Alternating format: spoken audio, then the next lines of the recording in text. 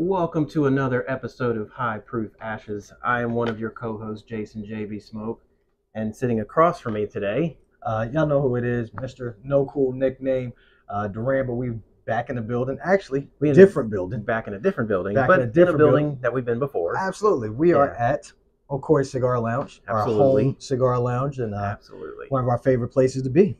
Yeah, love coming here. Great community style place. Absolutely. You know, it's I like to tell people it's a lounge first and a shop second. Absolutely. Don't disagree. Like, the environment makes it definitely way more of a lounge than it is a shop, right? We spend a lot of time just hanging out and having great conversations here, but also got a good selection of cigars. So They do. And so since we're talking great selection, we are going to smoke the Padron 1964. Just a giant and a classic in the industry. Absolutely. This is the Exclusivo, which is their box press and Maduro. Interesting, this size is only one of two sizes that the 1964 comes in a natural. That doesn't surprise me. So they're all Maduros except for, two sizes. Right. And this is one of the sizes that you can get in a natural. So Gotcha. but we picked the Maduro today. Gotta go Maduro. Nice light aroma on the outside of the cigar. Extremely light. Not too much there. Almost barely there at all. Oh yeah. To be completely honest. But But it's a Padron, right? This is a classic manufacturer, right? Like, yeah, this, you can't get much better than Padron. I mean, if there's one thing you can say, it's consistency. Absolutely. Like, it's they're ridiculously consistent. They still number them back from when they were doing it for counterfeiting purposes. So it you just can't beat them. I agree. I agree so much. I'm gonna go ahead and get lit. Right. But what'd you bring for bourbon today? All right. So today I've got the in the middle here. I've got the Midwinter's Night Dram, and this is one of their recent releases. I think this is this year, but nearer the beginning of the year. Maybe it was late last year. It doesn't actually have the year or anything on it. So, and I don't know enough about the act and the scene, but it's Act 11, Scene 7. So, not really sure what that means. And then the other one I have is something that we got to try at a tasting not that long ago, and loved it and was able to find it. So this is Rare Character. This is the Exceptional Series, their Kentucky Straight Malt Whiskey, and it's extremely high proof. It's 136 proof. Okay. But it is so delicious. So delicious. Don't disagree. And you may notice that the cork looks weird, and that's because the cork broke almost as soon as we opened it. So I carry extra corks in my bag just for that purpose, and found one to fit. It's a Penelope cork. Another one of my favorites. Right? Yeah. But what you got, man? So today I brought something a little bit different, right? I don't normally do... What up? I don't normally do Jack Daniels, but we brought a single barrel proof. Yes. So this one is a giant, right? Like, so it comes in at 130.8 proof. Very tasty. It was a gift from a friend of mine. And you can see it, even though it's a smaller bottle, I've been babying it because it's very, very good. And of course, a classic, man. Blantons, right? Hard to believe we haven't had that on the podcast. It is. It's really hard to believe we haven't had it on the podcast. I don't know if I'll have it today, but I just threw it in the bag because we haven't done it. And it's here, right? I know a lot of people are a huge fan of Blantons. It's a little light on the palate for me, but every once in a while it's nice to revisit it and enjoy it. So we'll see. Oh, that's so good. I mean, just immediately.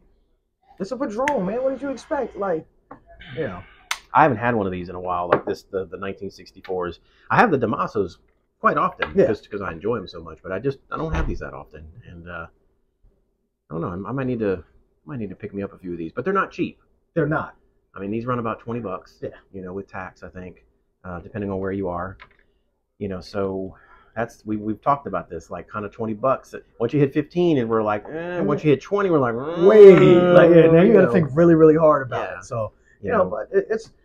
Man, but they've gone up too, right? They didn't used to be that much. But again, like, it's Padron, so you at least at the price point, you're going to get a cigar that's worth smoking, right? Like, it's going to be quality. You're not gambling on this one. So that's the beauty of buying a Padron, right? And I'm a huge fan of smoking anything from Padron, so, But what are you going to do for your first pour today? I think I'm going to go to the Dram first. All right. Well, I'm going to start with some high heat. No, I'm not. I lied. I'm going to do Blantons. He is going to do the Blantons. I'm going to do Blantons. Okay. Just because it's not opened, I'm gonna open it on the podcast. Okay, like, go for it, man. You know, get the palate at least awakened before I jump into some high proof. Okay.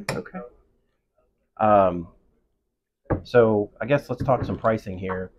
The Rare Character I think was $160 or $70. The Dram, I luckily got it retail. I think I paid $70 or $75 or something like that for it. Okay. So I know secondary goes crazy, and like you find this in a bar or something, they're charging you $35 a pour. Yeah, absolutely. I mean, so it's crazy, but I got lucky. And then yours?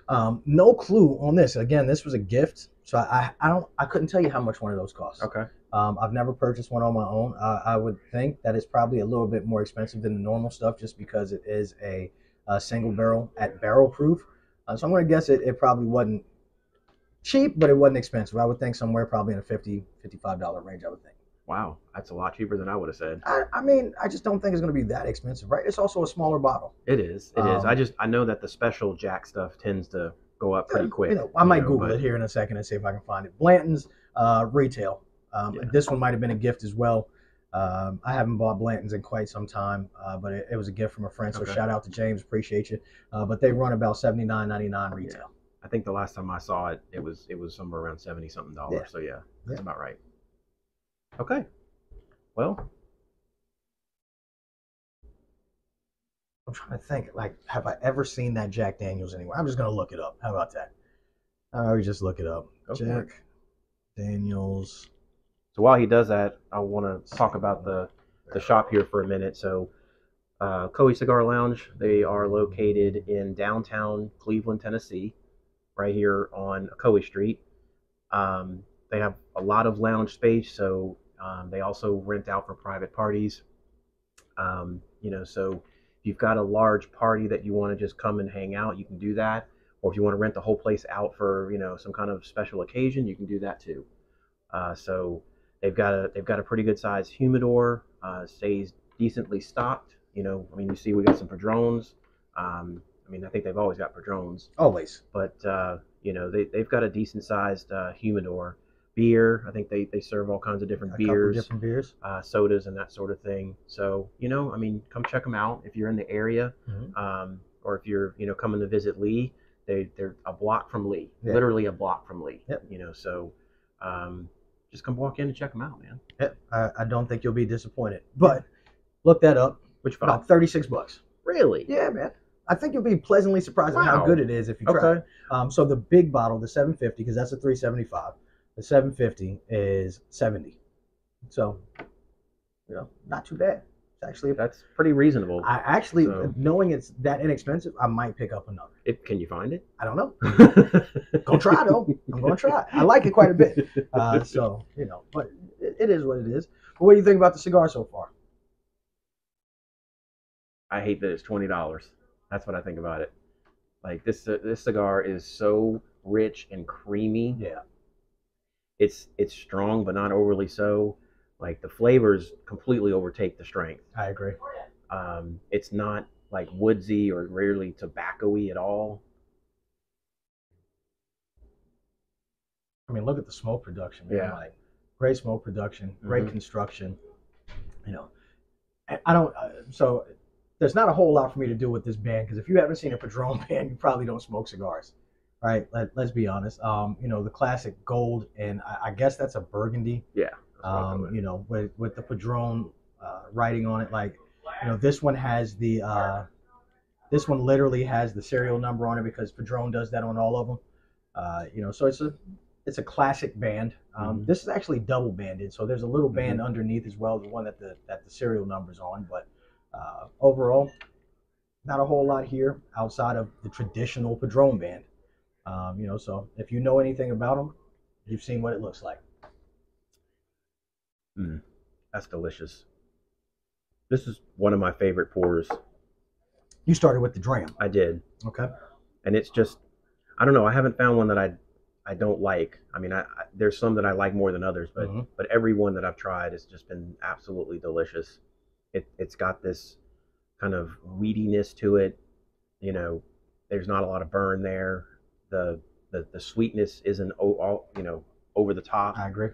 Like, it's such a well balanced pour that I mean it's just it's so like decadent. I don't know a good way to like a better way to say that. I got you. Talking about the Blantons, I can't say the same. Here's the thing: is Blanton's a good bottle? It is, but at $80, it leaves me wanting something else. Yeah. You know, it's a lower proof than what I normally drink. Mm-hmm. You know, I really think the whole ideal is when you get into bourbon, like Blanton's is one of those things that like everybody tells you need to have a bottle, or like a rite of passage. Yeah, right. Like once you get it, you know, then you can move on to other things. I haven't had a dram of Blanton's in probably a year. So going to it and getting a neck pour, it's not my favorite, but it's still a very good pour. I just think there are better uses of your money out there if you're getting into the bourbon game and you want something that's enjoyable. I think you could find other things for the price point that you might like more. Absolutely. Yeah. I mean, I feel like the $50 to $80 is a really good range to be at. Like you can get just tons and tons of stuff yeah, in that range. And Blanton's is at the top end of that range. Mm-hmm. And like you say, it kind of leaves you wanting for more at that, you know, kind of price range. And again, I think this was cheaper. And this is allocated. Oh, and wow. Like super hard to get. I think this was allocated. I'm pretty sure this was, and I'm gonna have to look that up again. But I'm pretty sure I paid like $75 for this. But I could be wrong. I think you're wrong because we got them on the same day, right? Did we? No, you got yours from the lottery. I got yours. Never mind. From a guy that went to the distillery. Yes, and got it at MSRP. I got you. So yeah. Yeah, I don't know what I paid for mine either. That day, I just, you know, we bought a whole lot of stuff and opened a whole lot of stuff, so that kind of happened. But you know, it is what it is. Let's see. I'm gonna finish this and move on to something else. See what else I can find here that I like. So Duran here showed up in his business attire. Sorry. I mean, this is my business attire basically. I don't have to go into an office anymore, which I'm grateful for in most cases. But so Duran, why don't you tell the folks, you know, where does bourbon and cigars or spirits and cigars kind of intersect with business? Because you own your own business, so like I know you talk about your business pretty much anytime you're smoking or drinking. You know, it always tends to come up. I think it's one of those things where it's kind of when you're in a cigar smoking, bourbon drinking environment. You know, when a new person comes into the room, they're always going to ask, you know, the standard questions to try to get conversation started, right? Mm-hmm. But for me, like cigars and bourbon intersects with my business a lot because I do a lot of business from the cigar lounge. Right. Because I've met so many great people here and so many people at the lounge are my clients. I tend to do a lot of business here, so I would say it intersects heavily. The one beauty about, you know, most people that you're going to meet in a cigar lounge is 9 times out of 10, they probably got a little disposable income, right? Sure. You know, it's not a cheap hobby, no. Right? So as far as that goes, there's normally business owners and good people to know and network with. I don't necessarily come here for that. I let that happen organically, right? Like I'm just in the room to smoke a cigar, have a glass of bourbon like everybody else. Realistically, 9 times out of 10 is just once you get to know somebody, they start inquiring about what you do and they want to support you, right? Right. As you become closer and closer to people, they just tend to want to support you. So that's really how it intersects with my business. But I know a lot of people that, you know, they go to the cigar lounge specifically for business, right? They're looking to prospect there. I've never had that mindset. I always found this to be my home away from home, right? Like this is where I come to shake the funk off. Realistically, a long day.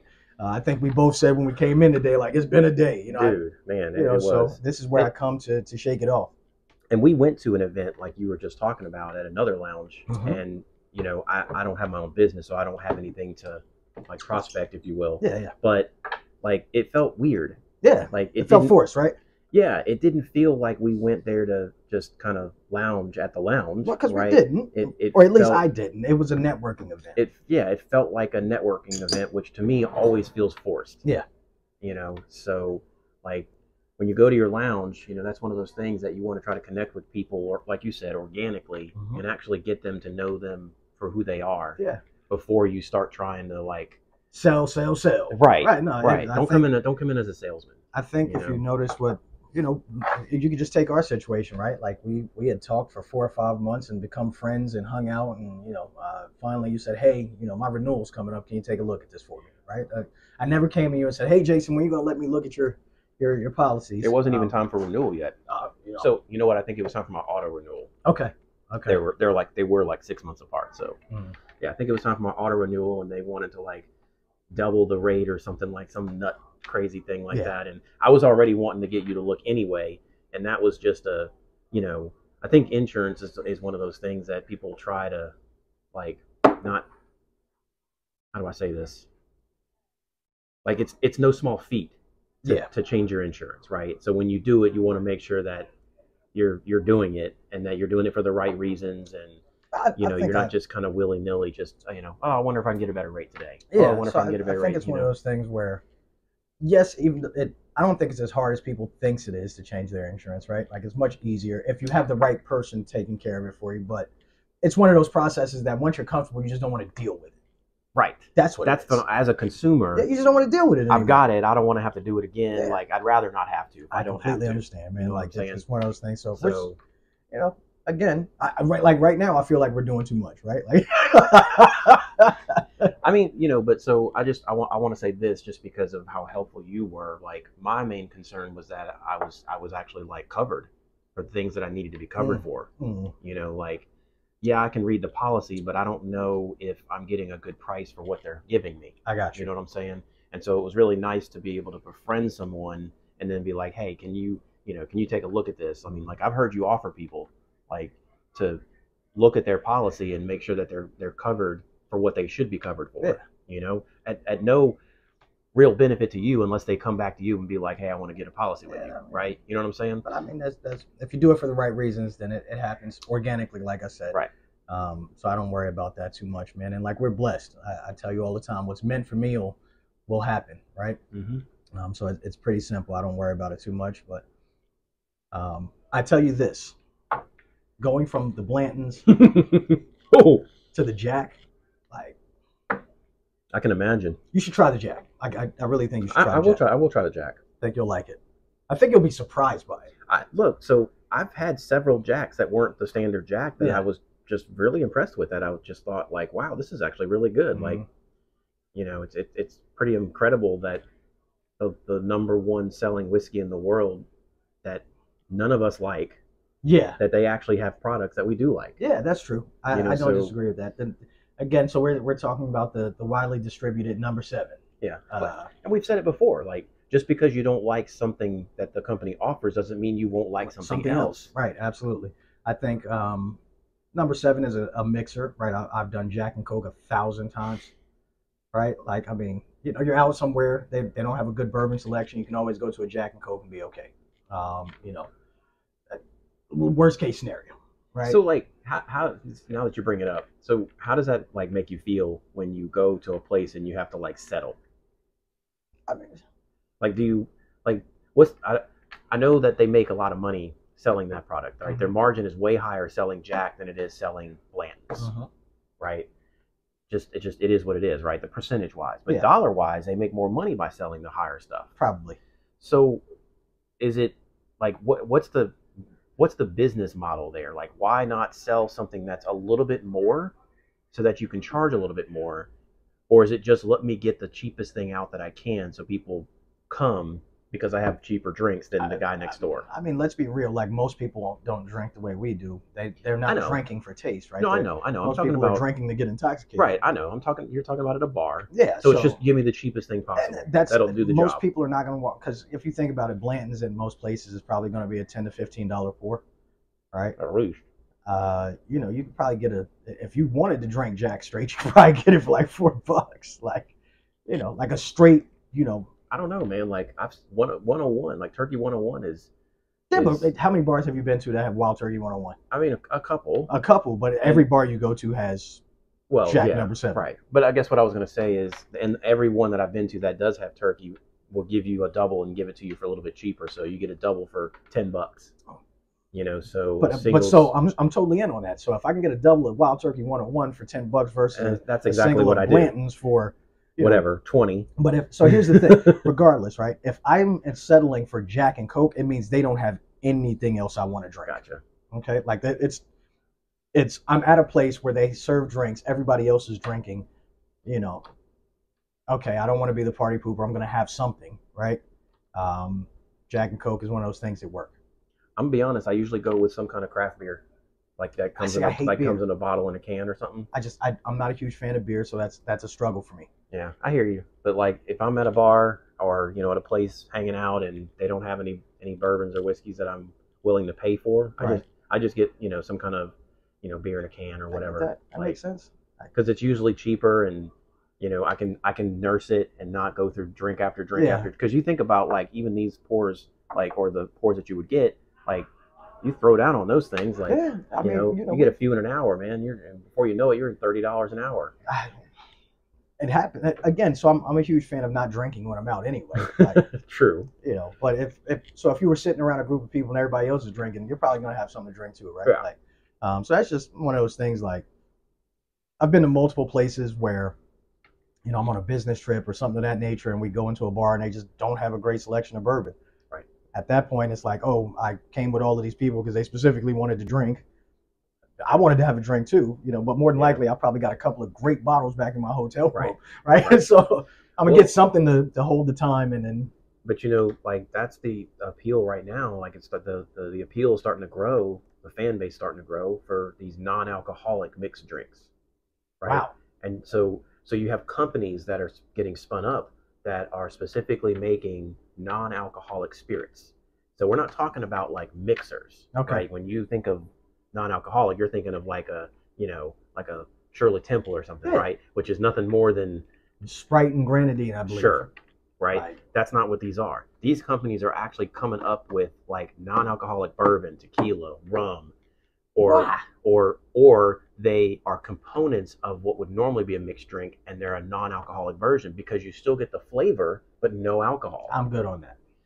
Because there's people out there that are in a situation like you were just talking about, where they're with a group of people, but they don't want to get inebriated, but they don't want to not drink, and they don't want to drink water.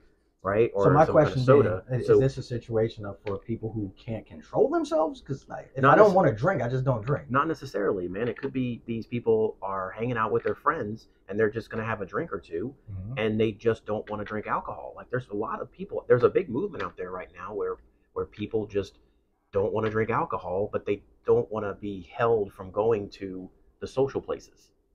So they want to go to the social places, they just don't have an interest in drinking alcohol. I think you see my face. Like, I understand. I don't get it. I don't either. And the crazy thing is, like, when you order one of those drinks, it's the same price as an alcoholic drink. So that's two problems for me. I don't want anything that tastes like alcohol that don't have alcohol. And vice versa, right? And I don't want anything that doesn't have alcohol in it that costs as much as alcohol. Yeah. Those two things for me just made that a no-go. For you and me, yes. But there's a lot of people who are in the social situation that want to have something in their hand that looks like a drink, but it's not a drink. And they're okay with paying the $10 for that mixed drink. Like, look it up. Like, so if any of you are watching us that are part of that crowd, like, go ahead and comment and let us know, like, how that works for you, and what the mindset is, because you're not alone either. So it's a hard pill to swallow. Like, I'm not paying $10 for something that looks like alcohol but don't taste like alcohol. So while we were in the pandemic, Drew Estate used to do those sticks and sips, virtual herf and drink episodes, right? And 99.9% of them had something alcoholic in them. But I remember watching an episode where they featured a company that did nothing but non-alcoholic drinks. I mean, I'm sure. And it was not that I would do it because it's not for me, but I thought it was interesting that it's out there in the market and available. It is. I don't disagree. It's super interesting, right? Like, I can't fathom that. Like, so think like, one of our friends here doesn't drink, right? He would be able to hang out with the rest of the people that he's with without and appear like he's drinking, but not actually be drinking. So my problem being, okay, so I get that. What type of people are you hanging out with that you have to appear like you're drinking, even though you're not? I don't know that it's appear like to them, right? I think it's just appear like in public. I don't know. I hear you, right? Like, I don't get the logic. No, I know. I guess me, I just don't get the logic. I hear you. Like, if you have a problem with it, just drink water, right? Just drink, or have a Sprite, have a Coke. Like, I mean, we have a buddy here that, you know, on a regular basis, you know, he doesn't drink at all. I mean, he owns the place and he doesn't drink at all. I know. That's who I was talking about. So, I don't know. I'm just letting you know that that's out there, and that there are people out there who. That's gonna make me have another drink. That's what that did. Like, that's just shocking. You know, hey, I'm not knocking you. Do what you do. It's hard to understand. Hard to understand. Yeah. But hey, since we're here at this point, you know, about to refill our glasses again, make sure you drink responsibly, please. You can see that we both have water. I'm using mine to rinse my glass at the moment, but I promise you after the episode, I am totally going to down this and probably another. You know, but make sure you drink responsibly. Also, make sure to like, comment, subscribe. Hit that little bell so that you get notifications when we drop new content, because we are actively trying to put out more content for you guys. Yes, and make sure to keep up with what we're doing. Absolutely. All right. So we're going to try this JD here. Let's see what you think. I'm interested to see your reaction. That aroma's nice. It is, man. I'm telling you, it's a good bottle.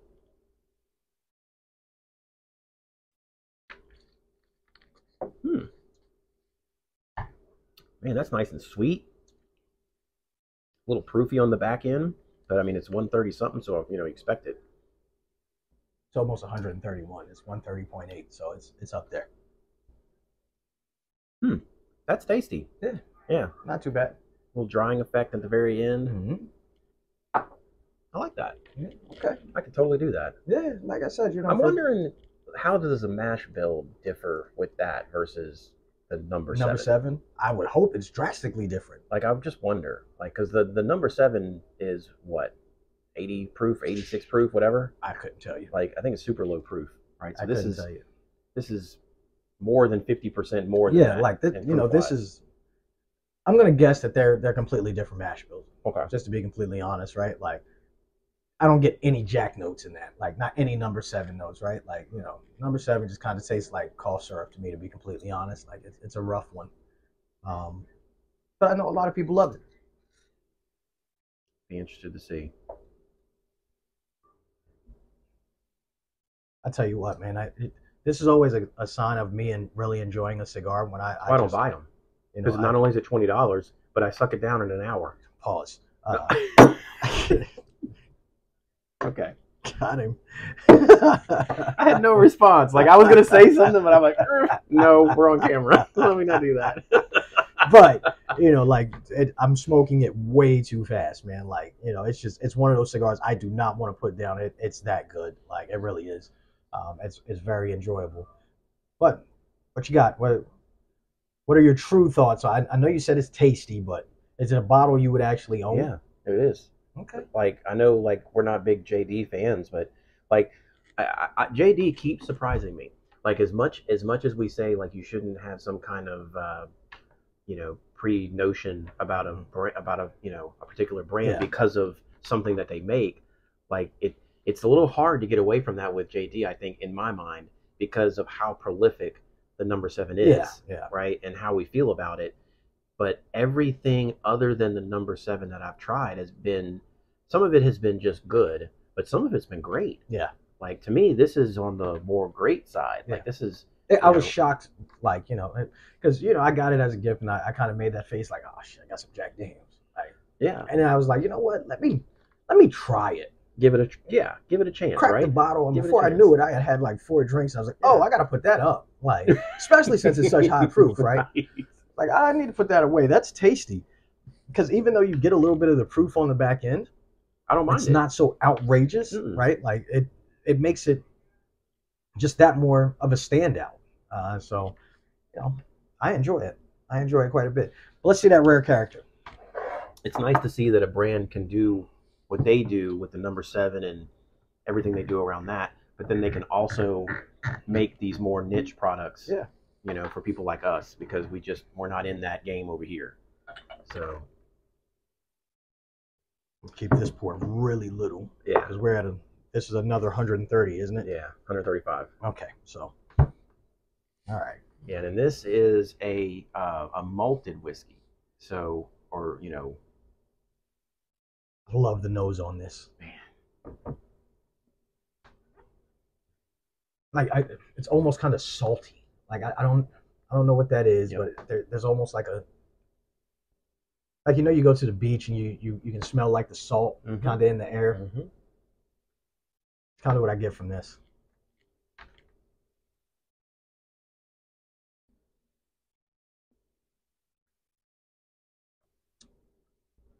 Such a great pour, man.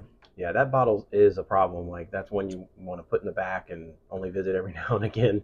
I don't know if I'll ever get it, you know, be able to get this be able again. to find another one. Yeah, and I don't know if this is like a specific batch and like this is it, you know. So I don't really know a whole lot about Rare Character. So you know, maybe you guys can help me out here.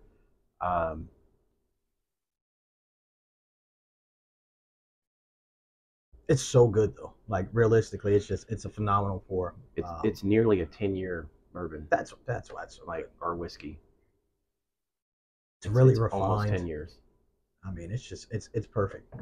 It's not perfect, but you know, it's damn close. It's really good. Like it's one of those that it was worth the price point. Yeah, by far. It stands out, right? Like it doesn't taste like anything else.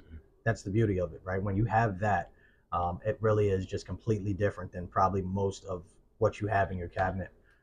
So it's enjoyable. It's very enjoyable. Yeah, and I'm all about variety. Like, so I want uniqueness from my bottles. You know, not so much from the rest of the market, but at least from what my inventory is. Right. You know, so I don't disagree. Right. Like I think that's a part of what I do right now, which is why I have such a problem picking things when I want to have a drink. Right. Yep. Because there's so much variety, and I don't want to have something that's super similar to something else. Right. So, but you know, it's a good problem to have, I suppose. Absolutely. Good problem to have. Well, we're probably getting close to our stopping point. So you want to give your final thoughts on everything here? I mean, so Padron, you know, we said that this is like a $20 cigar. We've talked about the Damaso before. It's a little bit cheaper, a couple bucks. But Padron has a like quote budget line. Yes. And it's the like what I call the 1,000 series, right? So they've got a 5,000, 6,000, 7,000, right? And those are just the different sizes.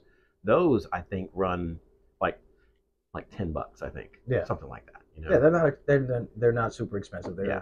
So, you know, if this is a little steep for you, there's nothing wrong with going with the budget line or the 1,000 line. You'll still get the, and I don't mean to interrupt you at the end of your final thoughts here. You're still going to get the Padron quality out of those cigars, right? May not get the same great taste out of one, right? Because it is more of a budget line, so you're still going to get a good flavor from it, but it's not going to be this. But what you can expect is that you're going to get the construction, the smoke combustion, That's right?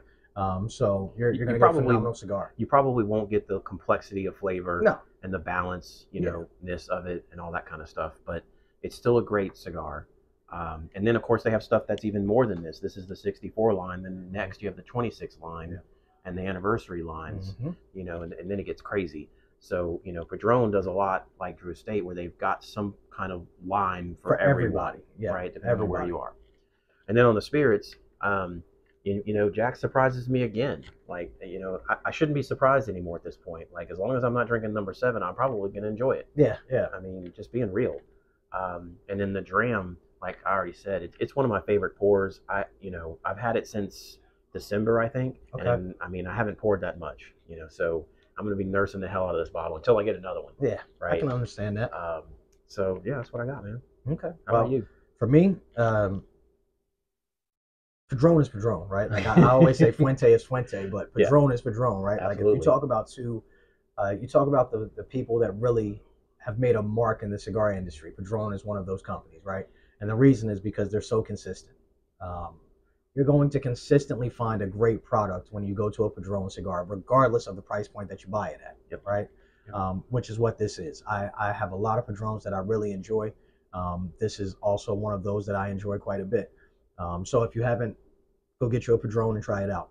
Absolutely. If you're in the cigar game and you haven't tried a Padron, you might be, you know, doing something wrong because, you know, you should definitely try one. Again, you know, they're pricey, so I get it. Like, you know, but if you're in that game of the $10 to $15 range, and, but there's Padrons there. So there is. That's true. Yeah. So that's true. You know, it's just if you haven't tried a Padron, go do yourself a favor and get one, right? Yeah. At least for a special occasion. Yeah. As far as the spirits, The Blantons, man, it's one of those things where it really does just leave me wanting more. And that's not a knock against Blantons. It's great for a lot of people. If you're somebody that's not a high proofer, you're probably going to absolutely love Blantons. It's got great flavor, but for me, it's not high enough proof, and I'm not a huge fan of the price point. It's a solid core bourbon. Yeah. You know, like we said, it's a rite of passage, stepping stone kind of thing. I agree. You know? You should have one in the collection, right? You definitely should. Yeah. Because some bourbon guy's going to walk up to you, or some person that thinks they're a bourbon guy is going to walk up to you and go, "Do you got Blantons?" You need to be able to say you do. Just kidding. No, you don't. Well, and listen, if you can find it, you know, the gold or the straight from the barrel now. No, those are two different. We won't even get into that. We don't have time to get into that, but we will at some point. The straight from the barrel, bro, is phenomenal. Is like what it should be. Yes, absolutely. It's so good. I don't disagree. As far as the Jack, like, listen, man. In a whole nother stratosphere from the number 7. It's not even, you know, if I blinded the two of them together, you would think they were from two different distilleries. Mm-hmm. Okay, that's how much better that one is. And this bottle stands on its own, right? Like I really do enjoy that bottle. It's high proof. It's everything I want. So I enjoy it quite a bit.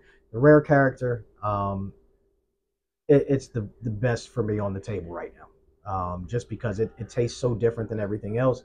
It stands out in every way that all of these don't. Not to say anything about the Dram, because I absolutely love Dram. I've got one at home. No, I'm with you. But I'm with that Rare Character just stands out on its own. Completely agree. But that's where I'm at. Yeah. All right. Well, should we wrap this thing up? Let's wrap it up, man. All right, man. Well, y'all know what it is. Another episode of High Proof Ashes. We appreciate you guys joining us, and we are at Okoy Cigar Lounge. I am Duran, Mr. No Cool nickname. Y'all know what it is up to this point. And sitting across from me, my partner. I am Jason JB Smoke, and we will see you on the next one. Mm-hmm. Put some smoke in the air, y'all. Y'all know it.